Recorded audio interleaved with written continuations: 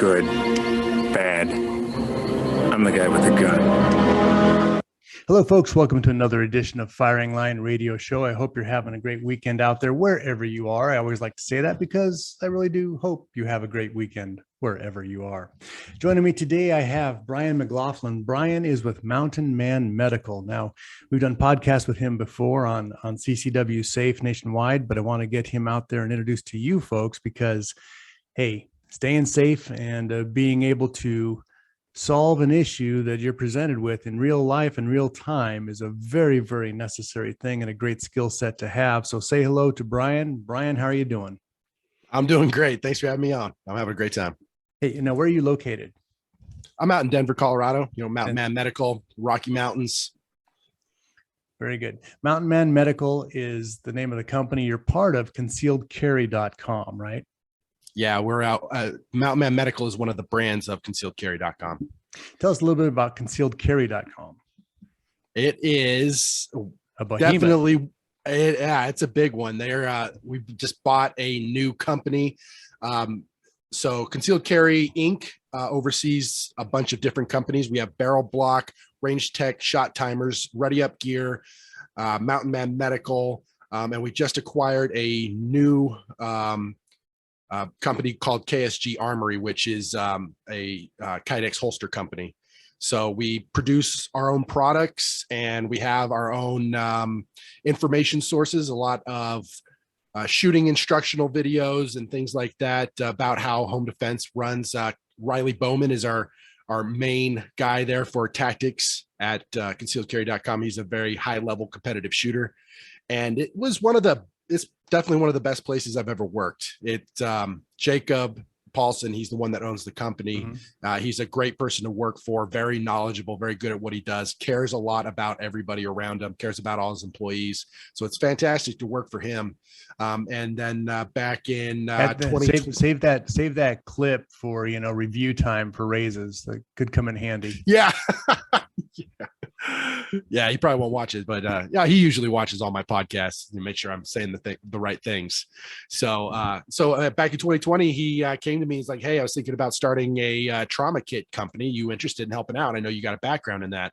Because at the time, I was writing gun and gear reviews for his website, and he's like, I know you got a medical background. Want to help me out with this? And I was like, "Yeah, that sounds like fun." So put together a bunch of the trauma kits, and we came out with the emergency trauma response course, which is a totally free course on the mountainmanmedical.com website. And it'll teach you how to use all of the items in your kit. So it was a big deal for us as a company to sell trauma kits because we want to help people, but it doesn't do us any good to sell products that people don't know how to use. So we wanted to come out with something that was free. Everybody can just look at it and watch it and know how to use their trauma kit appropriately. So let's talk about that because,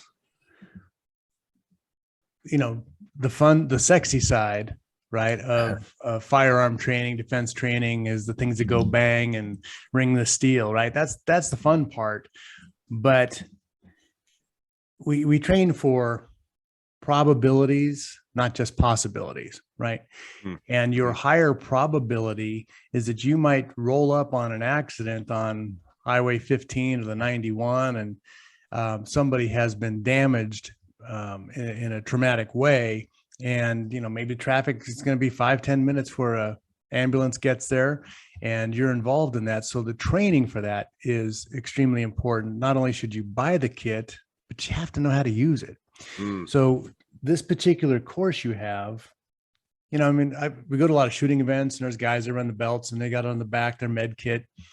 Be nice to know if they knew what was in it and how to use it, Yeah, that's the great thing about it, though. It doesn't take a whole lot of time and effort. I've done a fair bit of firearms training, combat training in my time, and it is way more complicated to learn how to shoot a pistol than it is to apply a tourniquet and to save somebody's life with good bleeding control. And they let people like me do it. I mean, they can let anybody do it. So this course is really short. I think it's only about an hour and 15 minutes, but it'll teach you everything that you need to know in a bad situation. So, and I really like what you said there. We prepare for probabilities and not possibilities. I think that is, I'm going to have to steal that. I think that's something I think a lot about, because I talk to a lot of, concealed carriers, and they carry guns, which I totally agree with. I don't have a problem with that, but then they don't know any medical. What's more likely, what's more probable, the situation that they're going to be the hero in, it's probably going to be medical, and hopefully not, a violent encounter. So I think that's something I try to get across as often as I possibly can. Yeah, it is possible that they bring back T-Rexes and we have Jurassic Park. It's not probable. So that's why I don't carry a 500 double rifle in my truck. It's a possibility, not a probability. But it is important that we are, that we're trained in many aspects, and those aspects are saving lives. As a CCW carrier, why do you carry a firearm? Because you don't want to see somebody get hurt on your watch, right? Yourself or someone else. You're there as a defender of your life or someone else's life. Well, the same thing, if something were to happen, how bad would you feel if you looked at somebody, you go up to a situation 10 seconds later after the altercation has happened, and there's a victim over here who's bleeding out, and you're like, oh, shucky darn, what do we do now? So again, let's go through this emergency trauma response course that you have on your site. So mountainmanmedical.com. Yep. mountainmanmedical.com. Click on the training tab, and it'll take you to not only my course, the ETR course, emergency trauma response. It'll also take you to a stop the bleed course, so you can take that as well. And then it'll show all the events where I'm traveling around and teaching this year. So on this, I really like this. I'm going to keep hammering on it, because once I get something in my head, I can't get rid of it. But the emergency trauma response course that is free for an hour and 15. If you are, let's say you're an usher at your church, right? This is something you can definitely take 1 hour of your time and get trained up on. Obviously, if you're on a security team or detail like that, there should be some kind of medical, usually like there's maybe a medical team, but if not, it wouldn't be hard to have everybody check off the box that they've watched this, and they know that if someone has a chest wound, if it's a lower chest wound, they do X. If it's a sucking chest wound, they do Y. Don't put tourniquets on the neck, just some simple stuff, right? So anyway, sometimes you put a tourniquet on the neck, but anyway, that's just one of the things. Just in very rare key circumstances. But I think when it comes to church security groups, one of the things that I like to encourage is to sit down your entire church security team and watch the course all the way through. That gives you an excellent opportunity to practice on each other, and to go through the scenarios so that everybody knows what's going on when it happens. I especially like whenever I get the chance to consult with a faith-based organization about their emergency measures. I usually like to recommend that they have that medical team on standby.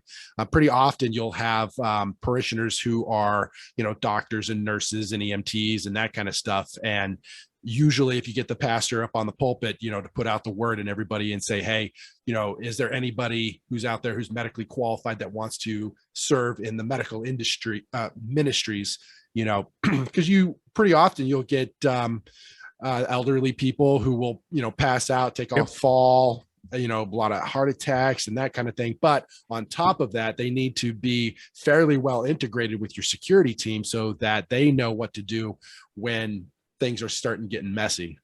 Yeah. And it's an organizational thing. So again, if we're talking like a church situation, there should be a medical ministry and the security ministry and, somebody coordinating information back and forth. We have had medical emergencies at the church I attend, and it's most commonly an elderly person fainting, or something like that, or hey, in the Inland Empire, you get heat stroke walking from your car to the building.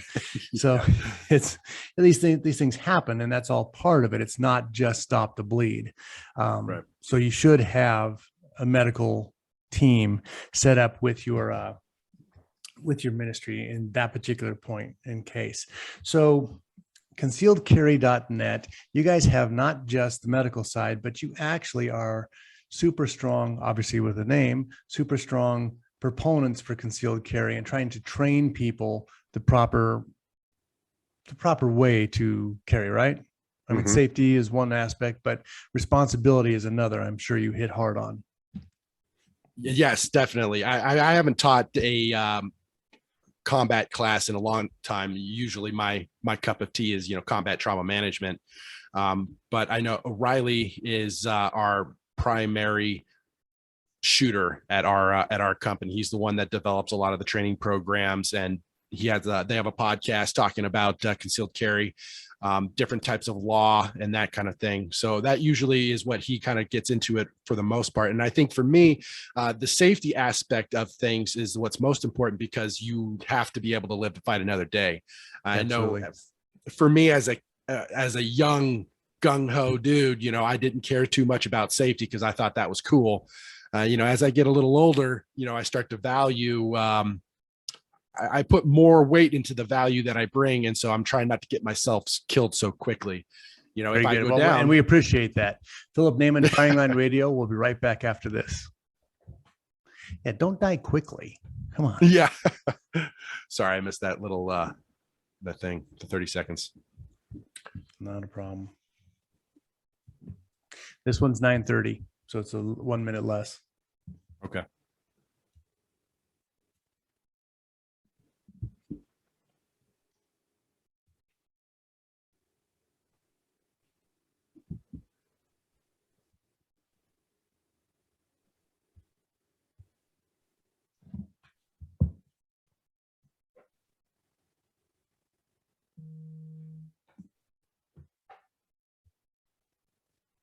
Hang on a second, I was muted. Couldn't hear my audio. Start it over again.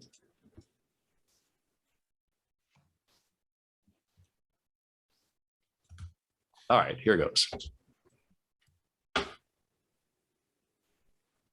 All right, you primitive screwheads, listen up. See this? This is my boomstick. Hey, folks, welcome back to Firing Line Radio Show. I'm here with Brian McLaughlin. Brian McLaughlin from Mountain Man Medical. You can find him at concealedcarry.com and mountainman.com, not just mountain. There is a pronoun in there. His pronoun is Mountain Man Medical. Okay. He doesn't discriminate, but this, it's not Mountain Them Medical. It's Mountain Man Medical. That's right. Being clear there. Hey, this September, you guys are going to be with our friends in Oklahoma City, September 16th through the 18th, Guardian Nation Conference, right? In Oklahoma City. That's right. I'm looking forward to it. This is our second one. We did it last year as well. All right, that was our first one that we did, and it went really well. We've got some high-level instructors coming out. We got AJ Zito, Riley Bowman, who I've already mentioned a few times. We've got Todd Fossey teaching combatives. Rob High's coming out to teach some classes, as I understand. He is one of my favorite people. I've gotten the chance to run into him a few times to talk to him, and he's a blast. I enjoy him a lot. He's great. Just don't run into him on the mats. Yeah, that's what I hear. He'll you don't want to grab. I was actually at the Mickey Shook at the Carry Trainer Challenge, right? And Rob High was out there, and I was sitting there, and morning PT was going on, and I was sitting on the grinder, stretching out, getting ready for PT, and I could see Rob walking up behind me here on the back behind me, and he and I could feel this arm slide in underneath of my neck and grip me. He says, "Morning, Doc. How are you?" I'm like, "Good morning, Rob High. Don't kill me, please." He's a great friend to have. Yeah. Cool guy. So a lot of high-level instructors coming out to teach. So Guardian, and so this is something they go to concealedcarry.com to sign up for, right? Yes. They're the Guardian Nation Conference. There is a website that is put up for it. Let me see if I can grab it real quick. And it'll have all of the info that you need to travel out there. It's got all the hotels. Right. And then the next one, while you're looking that up, the next one you have is our active self-protection course. That's September 23rd, 25th, also known as the Bullets and Bibles Conference in Kansas City. That's an interesting mix there. So September 23rd, 25th, active self-protection course, Bullets and Bibles in Kansas City. Not doing anything in California, huh? Not yet. Not yet. I haven't been invited out, I guess. We'll As have soon as to I get figure that out. invited, I'll go. Absolutely. Have me out. I'll come and do it. Yeah, the Active Self Protection Conference, I did that one again. It is like right after the GN conference. So we're pretty popping, from one to the next. But that one was also a lot of fun. The Active Self Protection tribe is a lot of fun, very good, down to earth people. And they put on a really good show over there. So it was a lot of fun. So if you're in the area, you should definitely come out. You'll have a good time. Again, and you find out more at concealedcarry.com. So that's what you've got going on this next month. You're a pretty busy guy here. September, right, is the beginning of generally for hunting season, especially high country. You're in Colorado right now. Our archery elk, muzzleloading, archery deers open in September. We're starting to get into the back country, and I have to make a bit of a confession here. Oftentimes when I'm doing a backcountry hunt, I don't do them every year, but I have done them. And you're cutting weight, right? Mm-hmm. Well, you look at this big old first aid kit and you're like, do I really need this 2 pounds of stuff I'm not going to use? I'm not going to get in trouble, right? Right. So explain why that's a foolish thing for me to think. Well, I mean, when you are as far away from help as you are when you're out there in the backcountry, it takes time to get the help. Usually what I teach is basic trauma management, how to keep somebody alive until EMS can show up to take over. And that's not that difficult because the average response time in America is about 11 minutes, 37 seconds, I think. So you can still bleed out in flatland. Right. Yeah. That's not in the mountains where you are maybe 2 hours away from. Yeah. Yeah. And when I hunt elk, I'm going 5 miles in, and that's 5 miles. I got to hike my butt out if I get hurt or hike my friend out. So keeping that in the back of your mind is pretty important. And having that distance just to get back, a lot can go wrong. So having some basic stuff on you to control bleeding, especially with my bow hunters out there. There's lots of examples of the bow hunters cutting themselves with their broadheads and that kind of thing. Tree stands are actually one of the most common ways of getting injured, of people falling out of a tree stand. And, the good part on a tree stand, though, I mean, you fall, you know where the guy's at. He's right there by the tree. So it's the search part of rescue is pretty short at that point in time. That's exactly. So you got to know where he's at. I actually saw this video of this guy who was spear hunting in Africa and jumped out of the tree and didn't do something right with his spear, and it caught him right in the femoral artery, and he almost bled out. And he was worried because he was sitting there at the bottom of the tree. He was worried that the scent of blood was going to bring in predators who were going to eat him. It's his femoral artery. He only has 2 or 3 minutes to worry about it anyway. Yeah, I think it only nicked it because he was able to hold enough pressure on it to keep from leaking out, and he wound up surviving, but it was a pretty rough situation for him. And we had an instance with the gentleman was shooting a 50 caliber. The gun blew up, right? It took a piece of shrapnel in his neck, and Kentucky ballistics. Yeah, he had to plug with his thumb all the way in, plug his jugular with his thumb, right? That's part of what I teach is wound packing, right? So a junction, any place where you get a wound where you can't apply a tourniquet, like your neck, your armpit, your groin, tourniquets won't work there, but you could be bleeding very, very badly. You cut off there. That's my, okay. Hold on a second. I lost bleeding it. very, very badly. Okay. Can you hear me now? Yep. We're good. There we go. Okay. So totally forgot what I was saying. Junction. So you have to learn wound packing because tourniquets won't fix everything. So what he did essentially is he packed his own wound with his thumb and reached in there and pinched off that artery so that he could get to the hospital. So it's pretty smart, a rough situation, but I'm proud of him. And it was 30 minutes. Yeah.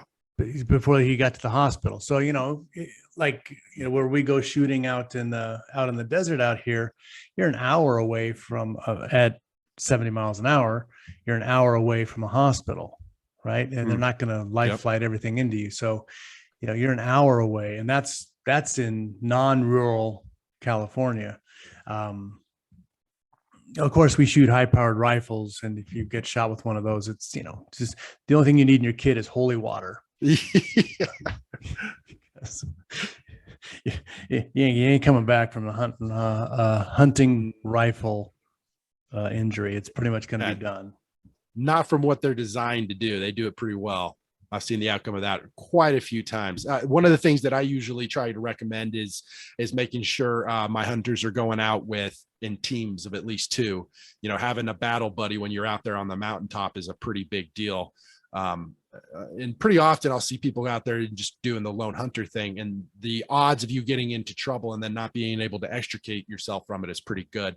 And then making sure that people know where you've gone and you're not keeping it a secret to yourself, your hunting plans and where you're going to go and be at. Yeah, location. Because so I was on the search and rescue team out here for 9 years, and usually we would get our calls Sunday evening. Well, the person disappeared on Friday, but he was gone for the weekend and just didn't come home. So now it's late in the Sunday evening, and we're going into darkness when we finally get the phone call. Hey, so-and-so was, we think, in this general vicinity. But, he could have slipped and fallen on Saturday morning or Friday afternoon. And we don't know this because nobody knew there was a problem till he simply didn't show up either for work the next day or 2 days later, or never came home. His wife calls. So there's, those kind of things. It's great to have an idea of where someone should start looking for you. Cell phones are great because they are the biggest tattletales in the world. If you have a ping, at least gives you an idea of where everything's at there. So let's go, when we come back, let's talk about what's in your tracker backcountry kit and some of the other things that you guys have, not to mention the training. And it's all about training, folks.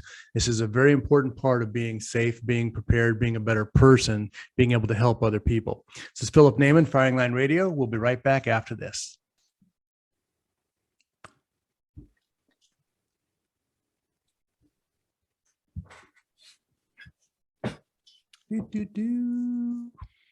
Is that a Rescue Randy nailed to your wall? You talking about this one? Yeah. It's a Chris Clean CPR dummy. Jacob got it for me. He thought I would need it. Most of the time just don't take him around Dwight Schrute. Yeah. Cut off his face. Yeah. What do? We need to harvest his organs. You'd fit right in with the Marine Corps. Yeah, he's a good guy. So you're okay. We'll talk about that in a second here. Ready? Spartans, lay down your weapons. Come and get them. Hey, folks, Philip Naiman, Firing Line Radio Show. Welcome back. Get our podcasts at firinglineradio.com. You can also see it on YouTube here, see what Brian's doing in the background with his Rescue Randy. Check it out at YouTube, strangely enough, under Firing Line Radio Show. So we kind of are around there. You can find out some pretty good information. One of the things that we want to talk about, again, is safety and trauma.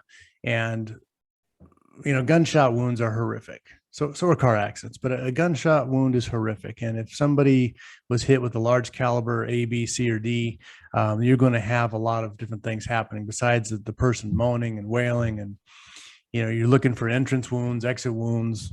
How many times was somebody hit? What do you do? This is why you need that kind of training. So I'm going to kick this over to you. Tell us a little bit about your background, if you would, here, Brian, where you started learning this stuff. All right. Well, I started learning this with my dad. He was a firefighter for 30 plus years, and the assistant chief of our rural fire department where I grew up out here on the plains of Colorado.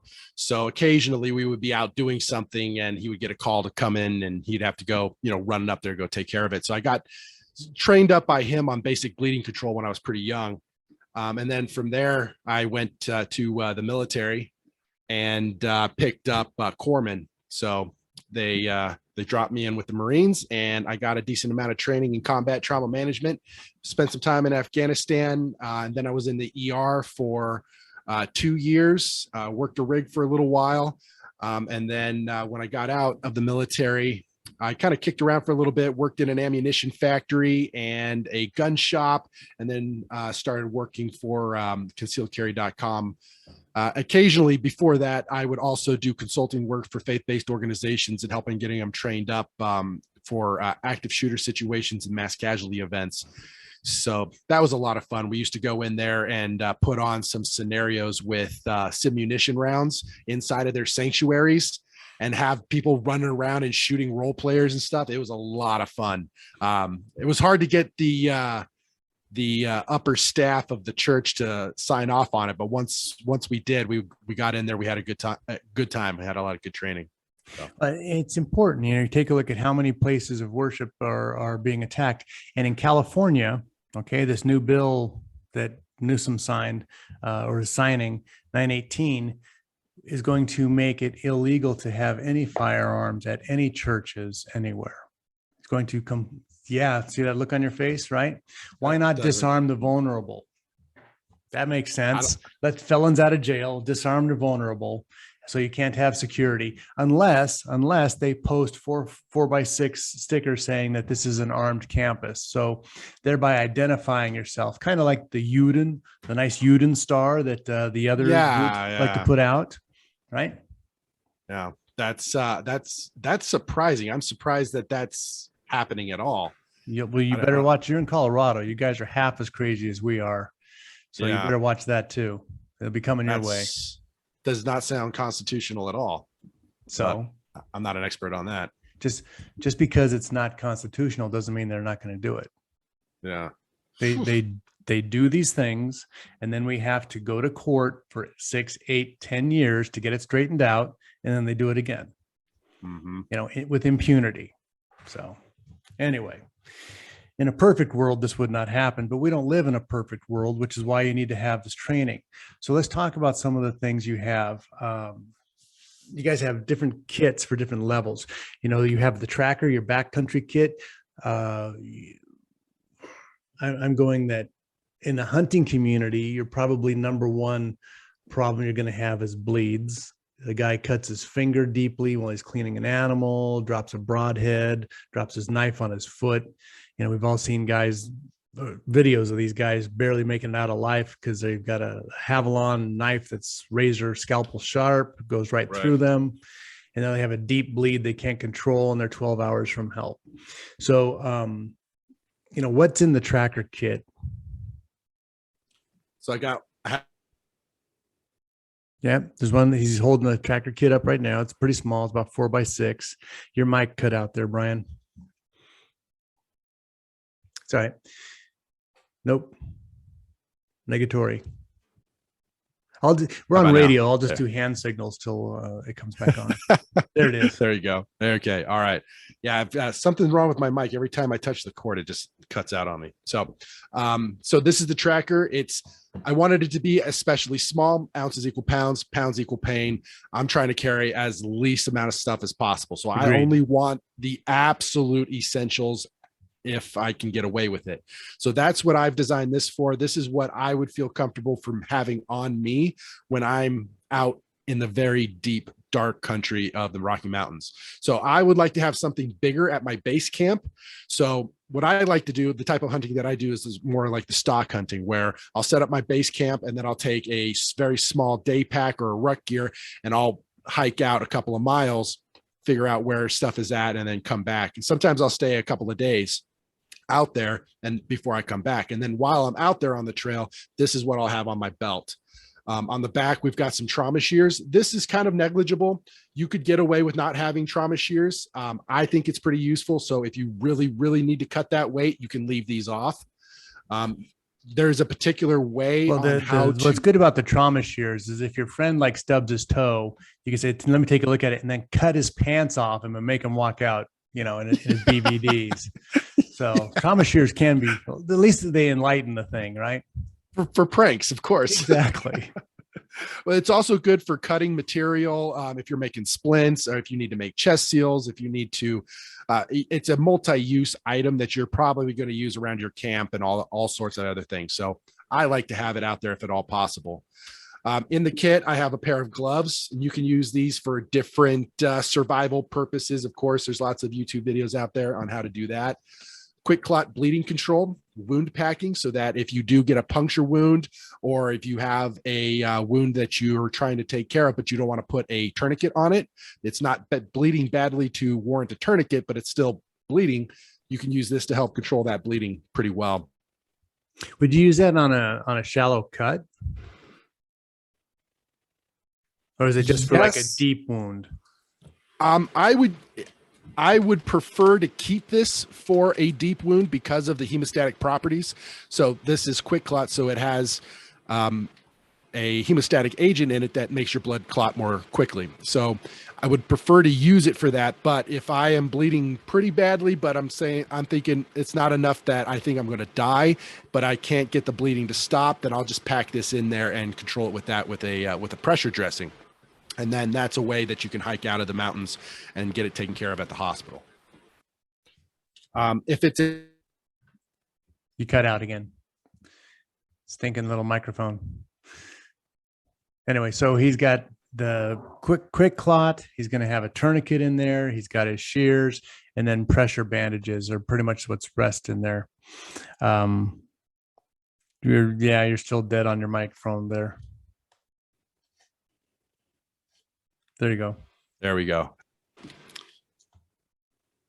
And it's off again. Smaller. Hey, this is why we do live radio. Anyway, while he works on that here, folks, we'll talk about more about what they have going on, and that's concealedcarry.com. Concealedcarry.com, Mountain Man Medical, September 16th through 18th, Guardian Nation Conference in Oklahoma City. CCW Safe's going to be there. Rob High, they've got combatives, they've got great information, great training. I heard a lot about it last year. Also, Active Self-Protection, September 23rd, 25th at the Bullets and Bibles Conference in Kansas City. So they have that part going on. They do have on their website the emergency trauma response video. So if you have a group of people who are responsible for safety in any kind of, you know what, anybody should be watching this. You go out to the range, you go out anywhere else, you should probably have this. It's an hour and 15 minutes of free medical training. Everybody else wants to be paying through the nose. These guys have put this information up for you to have. It's easy to do. It's great information. And then you can set yourself up with one of their kits. So they've got a trauma kit, mass casualty kits, obviously for larger groups, range safety video course, and then the tracker backcountry kit, which is, I think, what I'm going to end up picking up from them and keeping in my kit. Brian, are you back there? I'm back. Yay. Sorry about that. All right. Did I miss anything? What else you have in that backcountry kit? So just 3 more items because I want this to be as lightweight as possible. A tourniquet, of course. This is the best tourniquet on the market, I think. For why doesn't somebody just use a belt and a stick? Right. Okay. So there's a couple of different reasons. Your belt, that's one of the most common questions that I'll get. I'm just wearing a belt. Why don't I use that? Well, one, your belt, in my opinion, is an important piece of gear. You need it to keep your pants up. You've got a lot of equipment that's on it. You need your belt to carry stuff. So I would not want to give up my belt personally, unless I absolutely had to. Second, a belt it's very difficult to get that belt tight enough so that you can crank it down and control that bleeding. Because of the wind.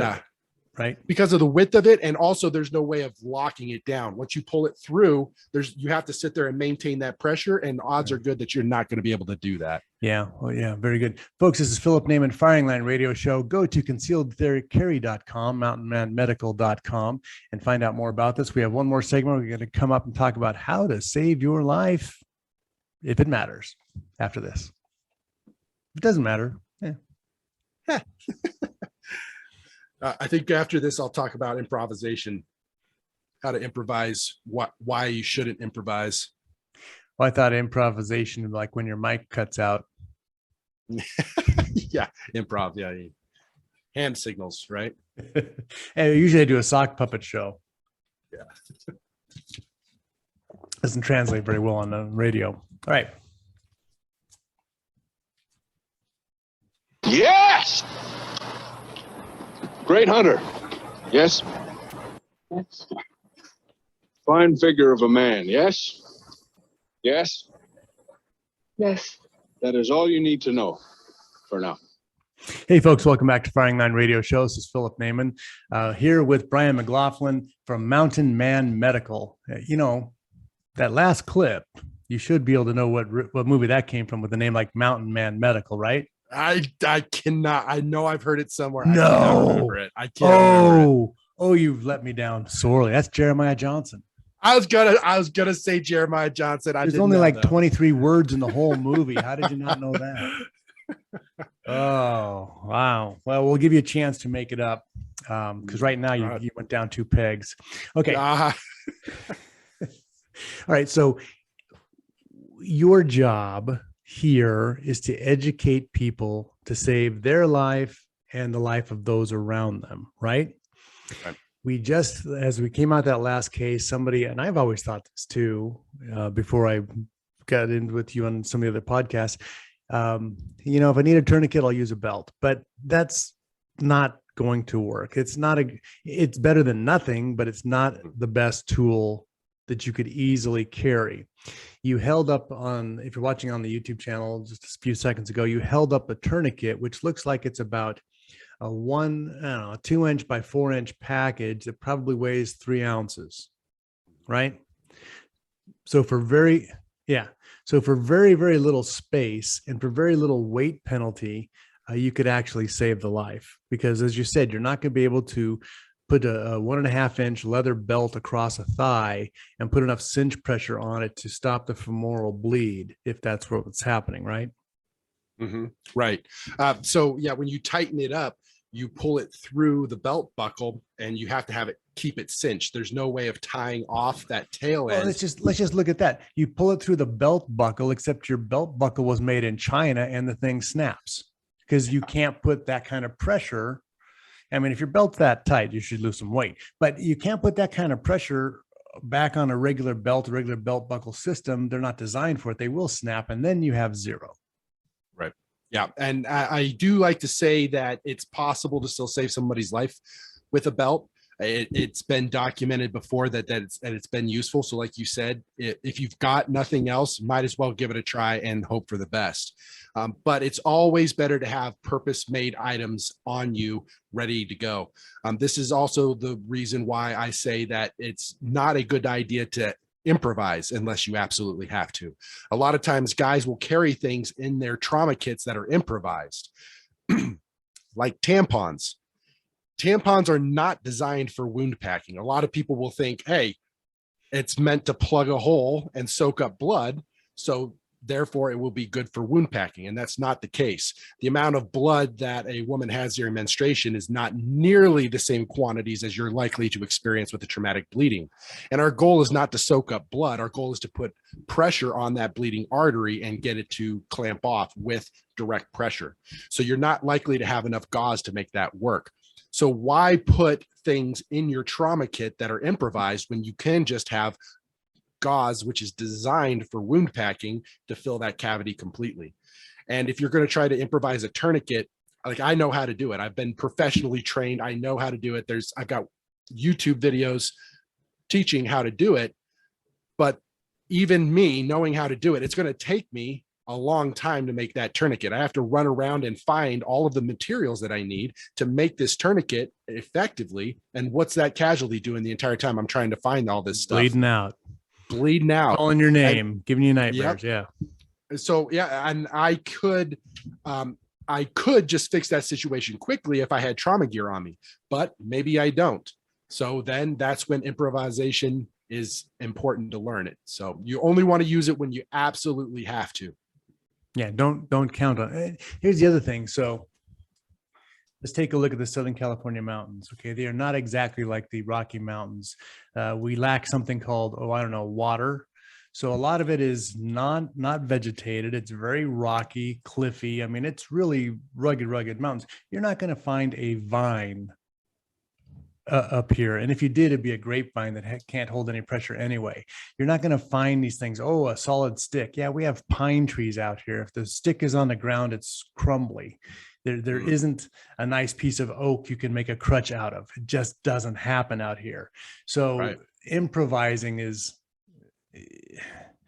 it's a dream more than a plan. Right.